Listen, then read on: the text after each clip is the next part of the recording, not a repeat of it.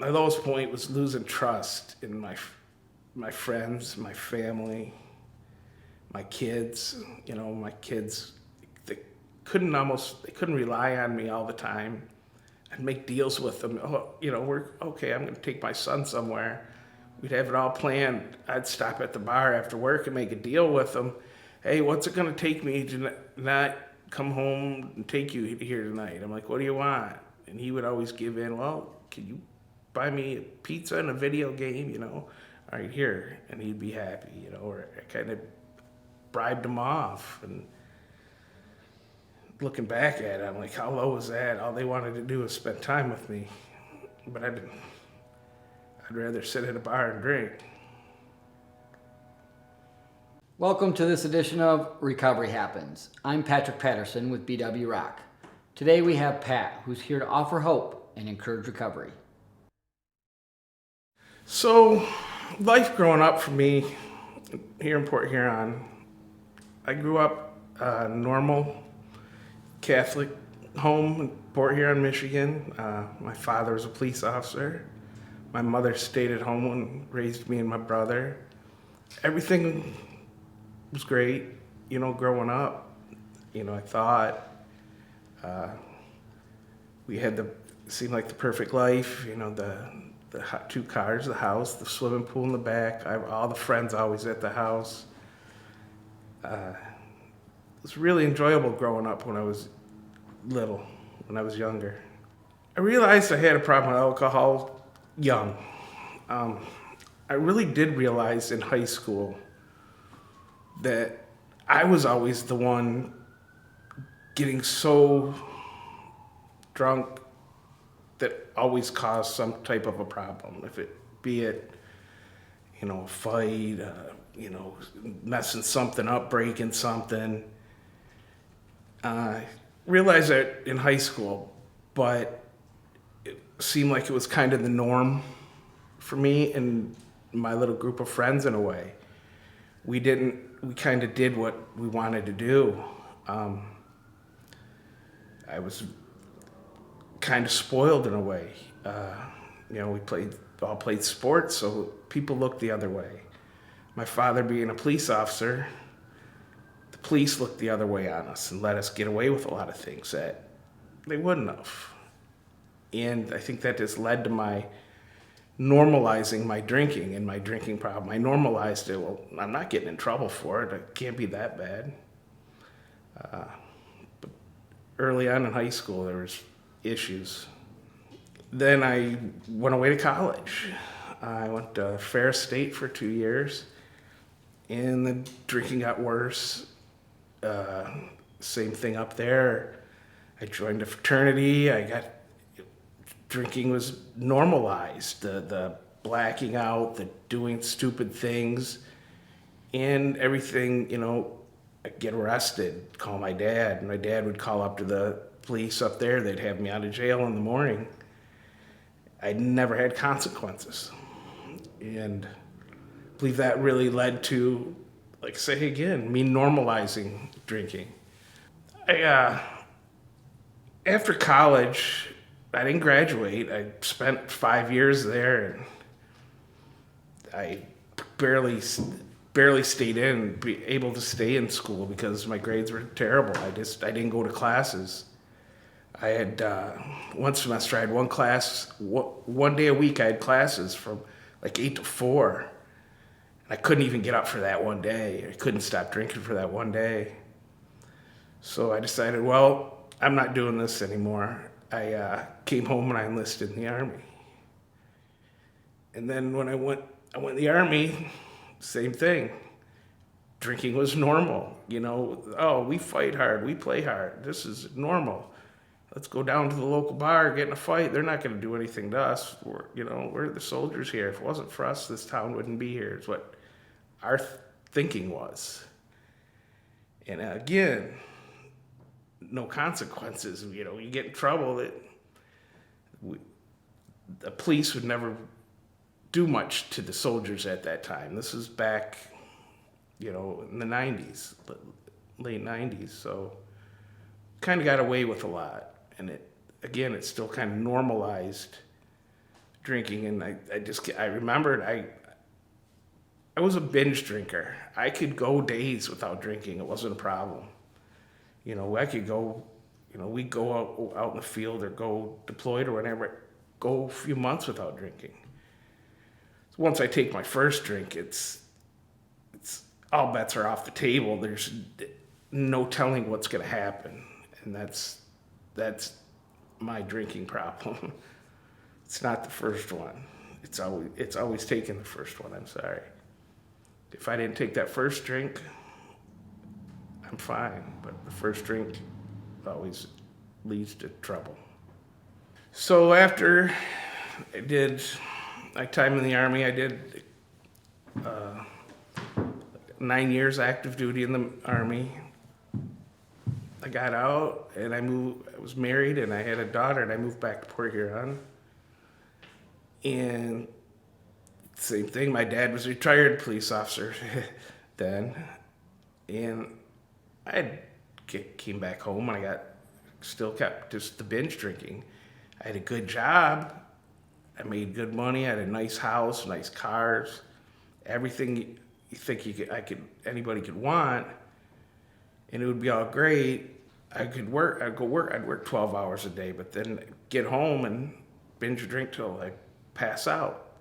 The weekends, I was always, I'm supposed to be grown, raising a family, and I'm the one doing something stupid by the end of the night. I couldn't go out to dinner and just have a cocktail with everyone. I went out and would drink one here and I'd go to the bathroom and stop at the bar and order one, pay with one cash so it didn't get a tab so I could have another drink. And that led to drunk driving, led to a few other things. And then I got divorced. The divorce, I don't believe, had a lot to do with the drinking. Maybe that's me trying to justify it because she drank also, not to my extent.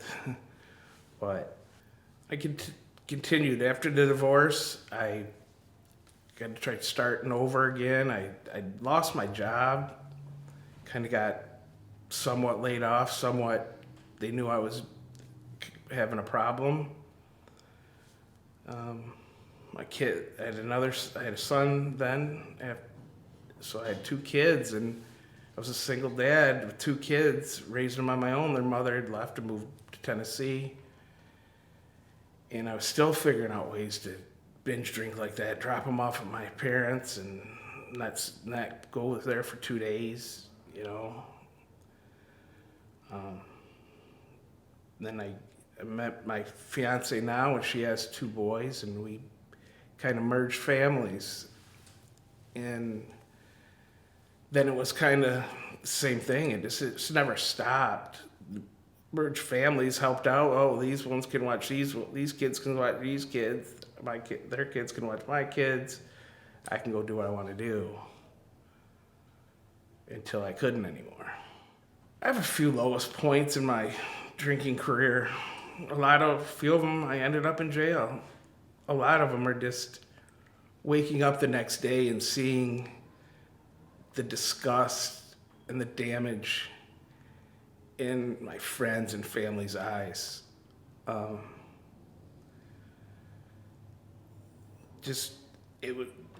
week before, probably the month before I stopped drinking, I beat up one of my best friends in my garage. We were both blackout drunk and fought, and why should I do that? Why should I punch one of my best friends right in the mouth? I don't remember it. I broke some stuff around my house. I had anger issues, and alcohol didn't help. I scared away a lot of friends, and a lot of kids didn't want to come around. I was a mean person when I got really drunk. When I blackout drunk, I never meant any of it.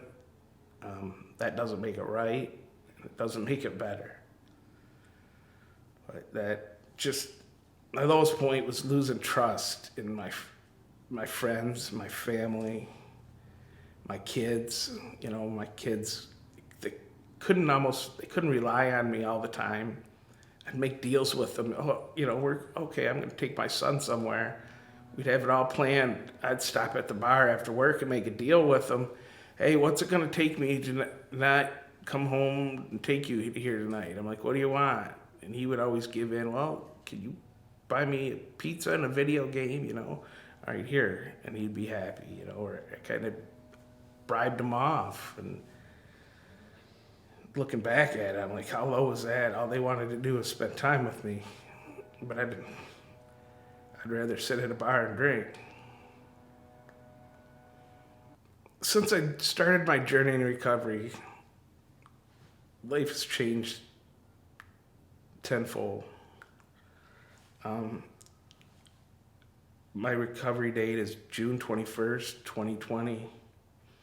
And these last 2 years have been amazing.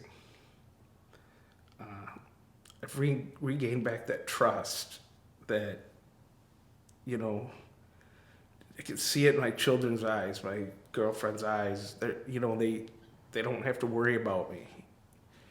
When my daughter lives out of state, and when she used to say she used to stay awake at night worrying about me. Now she calls me every day just to be happy, just to see me.